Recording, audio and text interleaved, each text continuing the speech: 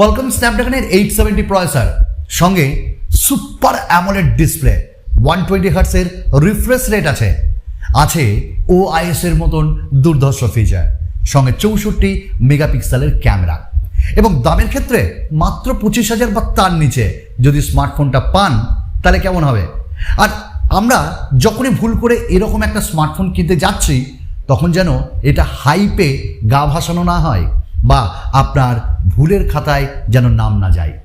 এমন একটা স্মার্টফোন নিয়ে আপনাদের সামনে আমি আপনাদের চেনা পরিচিত মুখ সুমন, আর চ্যানেলের নাম গ্যাজেটস বাংলা। গ্যাজেটস বাংলা ভুল করতে দেবে না কাউকে। আমি এখানে কথা বলছি পোকোর সদ্য লঞ্চ হয়ে যাওয়া পোকো F4 5G সম্পর্কে। স্মার্টফোনটি আমার কাছে নেই, তবে আপনারা যদি কমেন্টস করে বলেন তাহলে আমার টাকাটাও জলে ডোবাবো, আপনাদের জন্য রিভিউ আনবো। কিন্তু এই পোকো F4 এই স্মার্টফোনটা কি শুধুই হাইপ ক্রিয়েট করলো, না কিছু আছে এতে।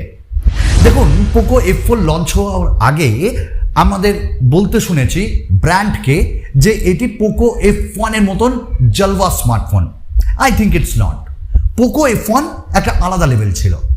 তো পোকো F4 স্মার্টফোনটির দাম 28,000 এবং আপনি যদি রিসেন্ট যে লঞ্চের পর সেল আসছে তাতে যদি এই স্মার্টফোনটা কেনেন তাহলে আপনি 24,000 এটা পাবেন। আমি বেশ কিছু টেক নিউজ ভিডিওতে বলেছি, আপনারা যারা আমার রেগুলার ভিউয়ার্স আছেন 24,000 বা 25,000 নিচে স্ন্যাপড্রাগনের 870 প্রসেসর দিয়ে ফোন মিলল তো ভাই। এবং তাতে আপনার অফারটা SBI ক্রেডিট কার্ড থাকলেই পাবেন। তো এই যে স্মার্টফোন, এই স্মার্টফোনটাই বিশাল কিছু পাচ্ছি। আমার মনে হয়েছে অনেক কিছু নেগেটিভিটি এর ভেতরে রয়েছে। স্মার্টফোনটা আমার ভালো লেগেছে দেখতে এবং অবভিয়াসলি এর যে 7.7mm থিকনেস এটা কিন্তু দারুণ লেগেছে এবং বিল্ড কোয়ালিটির ক্ষেত্রে, ওয়েটের ক্ষেত্রে কোথাও যেন একটা দুর্ধর্ষ ব্যাপার রয়েছে। এখানে একটা প্রিমিয়াম ফিল রয়েছে। 198 গ্রাম, বেশ হালকা, বেশ পাতলা এবং স্মার্টফোনটি IP58 রেটিংয়ের সঙ্গে আসছে। দ্যাট মিনস হালকা জলের ছিটে ফোটায় কিছু হবে না। তবে যেটা সব থেকে ভালো লেগেছে স্মার্টফোনটিতে সেটা হলো গ্লাস ব্যাক এবং এটি পোকো যে ব্র্যান্ডিং সেটা একদম ছোট্ট করে লেখা আছে। পোকো শুনেছে অ্যাটলিস্ট আমাদের কথা। আমরা আরও এখানে একটা কথা বলতে চাই, স্মার্টফোনটিতে পলিকার্বনেট ফ্রেম রয়েছে যার জন্য স্মার্টফোনটা একটু হালকাও লাগছে, কিন্তু গ্লাস ইউজ করেও তারা কিন্তু বেশ হালকা স্মার্টফোনটা আমাদের প্রোভাইড করেছে। একটু টল এই স্মার্টফোনটি। এই স্মার্টফোনটির আমরা যখন দেখলাম display, it's a wow feature, কারণ এখানে E4 অ্যামোলেড দেওয়া হয়েছে। নাও দ্য কোয়েশ্চেন অবশ্যই মনে আসবে যে E4 অ্যামোলেড, সুপার অ্যামোলেড এগুলো কি, শুধুই কি নাম? না, E4 অ্যামোলেড মানে কালার্স হবে আরও Panji. E4 অ্যামোলেডে MEMC technology use করা হয়েছে এখানে, যার জন্য আপনি কোনো ভিডিও দেখছেন 30 ফ্রেম পার সেকেন্ডে, ওটা আপনি 60 ফ্রেম পার সেকেন্ডেও দেখতে পাবেন। এবং এই টেকনোলজির জন্য আপনারা ফ্লিকারিংও দেখতে পাবেন না। সাইড বাই সাইড আপনারা যদি E4 অ্যামোলেড ব্যবহার করেন ফ্লিকারিং দেখতে পাবেন না। এইটার জন্য আমি E4 অ্যামোলেডকে আগিয়ে রাখবো। অবশ্যই এখানে 120 হার্টজের রিফ্রেশ রেট, 360 হার্টজের টাচ স্যাম্পলিং রেট এবং তার সঙ্গে বেজেলস খুব কম। যেটা চোখে দারুণ লাগবে সেটা হলো এর পাঞ্চল অস্বাভাবিকভাবে কম এবং কোথাও না কোথাও আপনার মনে হবে যে হ্যাঁ, স্মার্টফোনটাই এন্টারটেনমেন্টের জন্য দারুণ। আপনি ভিডিও দেখুন, সাউন্ড কোয়ালিটি অসাম, কারণ এতে ডুয়াল স্পিকার দেওয়া হয়েছে। For the first time Dolby vision use করেছে পোকো, যার জন্য কোয়ালিটি অস্বাভাবিক ভালো। এবং এই স্মার্টফোনটিতে আমরা দেখলাম যে এর যে আয়ার ব্লাস্টার এটাও বেশ ভালো। এই স্মার্টফোনটাতে আমরা দেখেছি ডুয়াল স্পিকারের কোয়ালিটি ভালো, তবে 3.5mm জ্যাক নেই এবং যার জন্য আমার বক্সে প্রোভাইড করেছে পোকো একটা কানেক্টার।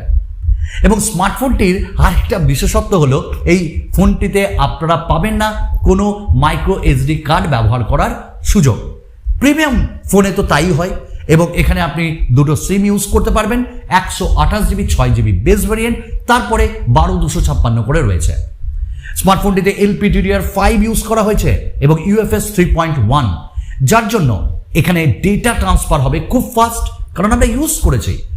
নট অনলি দ্যাট, স্মার্টফোনটাতে আমরা 4G plus career aggregation, 5G আমরা পাচ্ছি, অর্থাৎ 5G smartphone, 5G ready smartphone.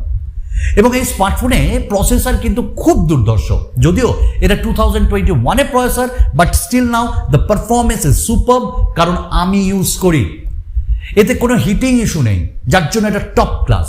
এবং গেমিংয়ে আপনাকে একটা এক্সট্রা ফিচার্স এনে দেবে, আপনি বুঝতে পারবেন যে হ্যাঁ, গেম খেলতে খেলতে দুর্ধর্ষ ব্যাপার। এবং হাই রিফ্রেশ রেটের জন্য আপনি গেমও দারুণ খেলতে পারবেন। এবং এর জন্য এই যে প্রসেসর, এ আপনার ক্যামেরা কোয়ালিটি বা পিকচার কোয়ালিটি যেটা, ওটা অসাধারণ দেবে, ভিডিও কোয়ালিটি অসাধারণ দেবে। যদিও একটা ফিচার এখানে মিসিং করা হয়েছে, যদিও এই প্রসেসর সাপোর্ট করে।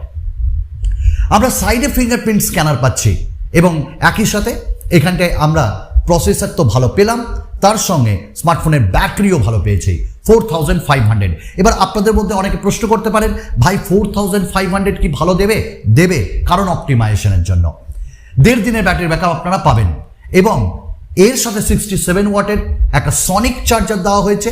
এগুলো ব্র্যান্ডের নাম আর কি, কিন্তু একটি আপনাকে প্রায় 53 মিনিট 50 মিনিটে 100% করে দিবে, এবং 15 মিনিটস কি 11 মিনিটে এটা 50% করে দেবে। That's really nice. স্মার্টফোনটিতে আমরা অবশেষে অ্যান্ড্রয়েড 12 পেয়েছি, MIUI 13 পেয়েছি। এবার বেশ কিছু ব্যাপারগুলো আপনারা একটু দেখুন। ক্যামেরার জন্য কিন্তু এই স্মার্টফোনটি নয়, কারণ 64 মেগাপিক্সেলের প্রাইমারি সেন্সর, 8 আর 2 ম্যাক্রো, এবং আমরা 20 মেগাপিক্সেলের ফ্রন্ট পেয়েছি, মানে একটা সেলফি। কিন্তু ওই যে বলছি যে প্রসেসর সাপোর্ট করে, কিন্তু এই ফিচার্সটা নেই। আপনি 4K ভিডিও রেকর্ডিং করতে পারবেন না ফ্রন্ট ক্যামেরা দিয়ে। ওআইএস দেওয়া হয়েছে যেটা 4K 60 FPS 30 FPS আপনি করতে পারবেন, বেস স্টেবল। কিন্তু যেটা ইআইএস দেওয়া হয়েছে ওটা ফুল এইচডিতে। তো আমি একটাই কথা বলবো, এই লো লাইট পারফরমেন্সও ভালো করেছে ওআইএসের জন্য, বাট ক্যামেরার যে খুব দুর্ধর্ষ তা কিন্তু না।